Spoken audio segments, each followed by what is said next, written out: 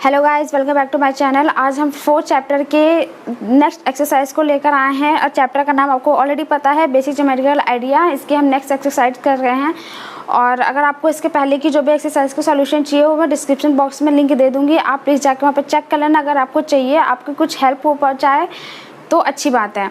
तो question number first start करते हैं। क्वेश्चन नंबर फर्स्ट रीड करते हैं। Draw a rough sketch of quadrilateral PQRS, draw its diagonal and name them. Is the meeting point of the diagonal in the interior or exterior of the quadrilateral?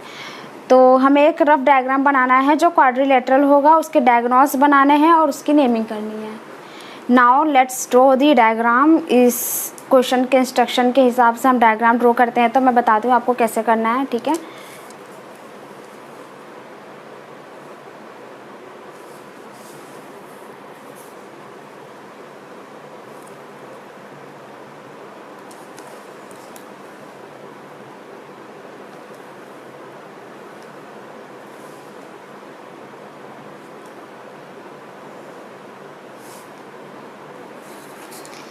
ये हो जाएगा हमारा quadrilateral. तो quadrilateral इस वजह से कहते हैं कि इसकी दो अपोजिट लाइन तो पैरेलल है, बट ये दोनों अपोजिट लाइन पैरेलल नहीं है, तो ये हमारी क्वाड्रिलेटरल हो जाएगी।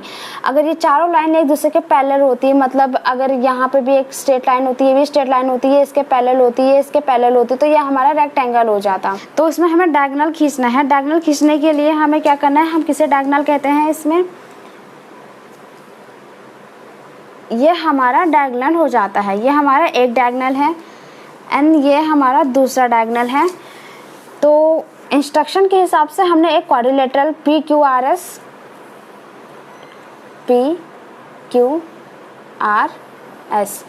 ये हमने ड्रॉ कर दिया है, दो डायगोनल किया है, ठीक है।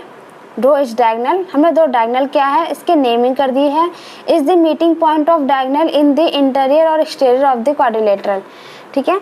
तो ये हमारी पॉइंट बीच में हो और ये एक दूसरे को इंटरसेक्ट कर रहे हैं। इंटरसेक्ट मतलब एक दूसरे को काट रहे हैं। तो इसके लिए हम सेंटेंस लिखेंगे।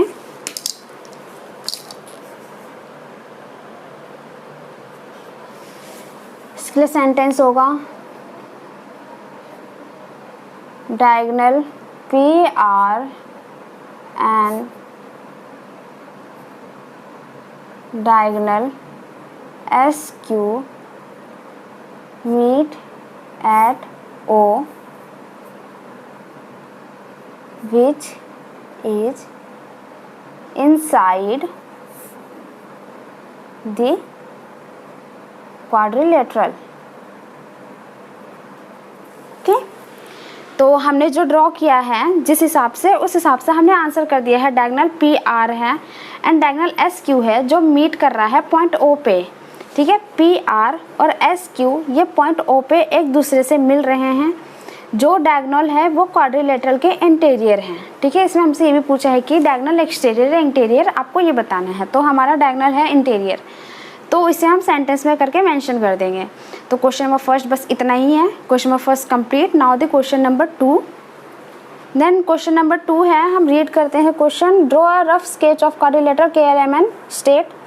और ये डायग्राम हमें बनाना है, ठीक है। यहाँ पे डायग्राम दिया हुआ है एंड देन इसके बेसिस पे क्वेश्चंस हैं और इस डायग्राम को एनालाइज करके हमें उसके आंसर करने हैं।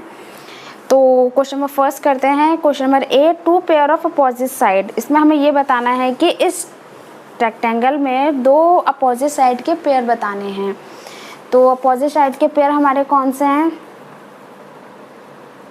पेयर्स ऑफ अपोजिट साइड कौन कौन से हैं, KL MN, okay, KL and MN and दूसरा है KN LM। ये दोनों एक दूसरे के अपोजिट हैं। फर्स्ट हो गया, दूसरा हो जाएगा हमारा KN LM। ये हो जाएगा हमारा question number A। Now the question number B। Question number B हमसे क्या पूछ रहा है, 2 पेयर ऑफ अपोजिट एंगल। हमें दो पेयर लिखने हैं अपोजिट एंगल के। इस रेक्टेंगल में जो भी अपोजिट एंगल हैं, तो इसका सेंटेंस लिखेंगे, पेयर्स ऑफ opposite angle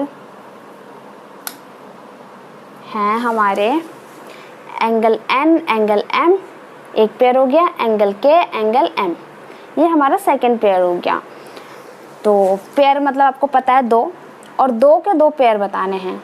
तो पहले पेयर लिखेंगे हम angle K and angle M, okay, and second लिखेंगे angle N and angle L। Confuse मत होना, ठीक है, ये हो जाएगा हमारा एंगल L।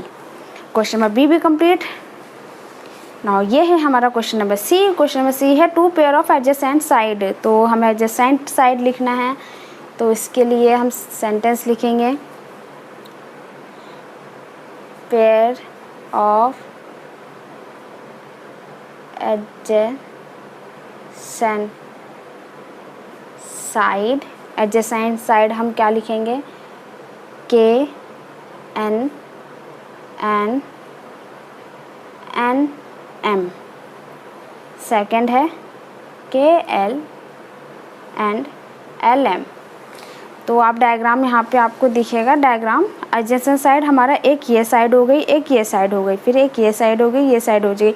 एडजेसेंट मतलब इसके साथ वाला, ठीक है। इसके साइड वाले साइड में हमारा क्या है, के एल है और एल एम है, और इसके साइड है के एन, के साइड है एल एम एन एम, ठीक है। तो ये हमारा एडजेसेंट साइड हो जाएगा। तो क्वेश्चन नंबर सी हमारा कंप्लीट। Now the question number D. Question number D है two pair of adjacent angle. Adjacent angle भी बराबर वाला एंगल, तो इसको भी लिखते हैं पेयर ऑफ एडजेसेंट। बहुत इजी क्वेश्चन है। एडजेसेंट एंगल हो जाएगा हमारा एंगल के एंड एंगल एन, दूसरा हो जाएगा हमारा angle L and angle M. Now question number D, इसके साथ हमारा क्वेश्चन नंबर सेकंड भी complete. Now the question number three. Question number three sentence दिया हुआ है इन्वेस्टिगेशन, मतलब इसमें कुछ बेसिस पे क्वेश्चन पूछे गए हैं और हमें उसके आंसर देने हैं। बेसिक क्वेश्चन है, तो इसके आंसर पहले हम क्वेश्चन पढ़ते हैं क्या है इन्वेस्टिगेशन में। Use strip and fastener to make a triangle and a quadrilateral. Try to push inward at any one vertex of triangle. Do the same to the quadrilateral. Is the triangle distorted? Is the quadrilateral distorted? Is the triangle rigid? Rigid मतलब hard. Why is it that structure like electric tower make use of triangle shape and not quadrilateral? तो इसकी basis पे कुछ question, मतलब ये कैसी basis question दिया हुआ है, ठीक है, जिसके बारे में आपको जितनी नॉलेज है आप उससे जिस तरीके से आपको ये पढ़ के एनालाइज होता है, आप जो समझते हैं आप उसके बारे में आप लिख दीजिए। तो ज़्यादा मेहनत करने की ज़रूरत नहीं है, मैं आपको उसके आंसर बता देती हूँ क्या एनालाइज करना है पॉइंट ऑफ। तो फर्स्ट पॉइंट सेंटेंस में सिर्फ सेंटेंस लिखने हैं, हालांकि क्वेश्चन देने के नहीं है, कोई टीचर देंगे नहीं ऑब्वियसली, बट फिर भी काम है मुझे पूरा आपको बताना है। O is common to both the angle AOC and angle BOC। Okay, second point है हमारा नो, सेकंड का आंसर है no, the triangle is not distorted but the quadrilateral is distorted। Okay, triangle नहीं होगा डिस्टॉर्टेड बट क्वाड्रिलेटरल डिस्टॉर्टेड हो जाएगा। And also the triangle and also the triangle is rigid। Okay, now ये हमारे पूरे question हो गए, ये इन दोनों के क्वेश्चन का ये वाला पॉइंट है, ठीक है। Now the question number point third क्या है, स्ट्रक्चर लाइक। आपको अगर मेरी हैंडराइटिंग समझ में ना आए तो मैं एक्सप्लेन कर रही हूँ, आप देख लेना, ठीक है। Electric tower make use of triangle shape so that they could not be distorted and they could be rigid। ये हमारा इन्वेस्टिगेशन पूरा कंप्लीट हो गया। इस इन्वेस्टिगेशन के साथ हमारा 4.5 एक्सरसाइज भी कंप्लीट हो गया।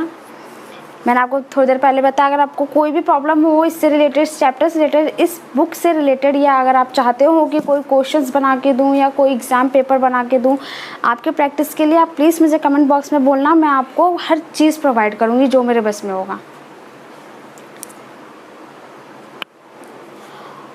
और ये वीडियो आप प्लीज़ पूरा देखना, तभी आपको ये पूरे आंसर दिखाई देंगे, समझ में आएंगे। और प्लीज़ अगर आपको आगे की नोटिफिकेशन चाहिए जो मैं वीडियो अपलोड करूँगी तो प्लीज़ प्लीज़ प्लीज़ मेरे चैनल को सब्सक्राइब कर देना, क्योंकि आप सब्सक्राइब करोगे तो मेरे लिए अच्छा होगा। अगर मैं आपके लिए इतना कर रही हूँ तो आप मेरे लिए इतना तो कर सकते हो। Thank you.